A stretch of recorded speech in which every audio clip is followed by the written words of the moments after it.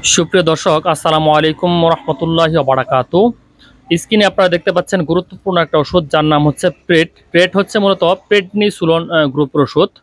তো দেখা যায় কি, এই ওষুধটা অনেকে মিস ইউজ করে থাকেন, মানে আপনার মোটা হওয়ার জন্য খান বা খাবার রুচি বৃদ্ধির জন্য খান অথবা অ্যালার্জির জন্য লং টাইম খেয়ে থাকেন। সেক্ষেত্রে বলতে চাই, এই ধরনের ওষুধ কিন্তু আপনার কেবলমাত্র ডাক্তারের তত্ত্বাবধানে থেকেই খাওয়া উচিত। এছাড়া নিজে নিজে এই ধরনের ওষুধ খেলে কিন্তু আপনার ঝুঁকির সম্ভাবনা রয়েছে।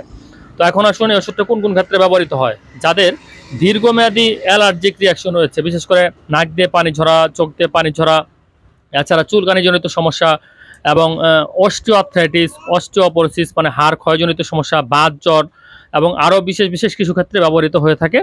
তো সেই ক্ষেত্রে এটা যদি কেউ সঠিক ডোজ মেনটেন না করে সেবন করেন, তাহলে কিন্তু আপনার হার্ট, কিডনি, লিভার এই ধরনের অর্গানগুলো দিন দিন ড্যামেজ হয়ে যেতে পারে। তো সেক্ষেত্রে সতর্কতামূলক বলতে চাই যে অবশ্যই ডাক্তারের তত্ত্বাবধানে থেকে নির্দিষ্ট ডোজ মেনটেন করে তারপরে এই ওষুধগুলো গ্রহণ করবেন।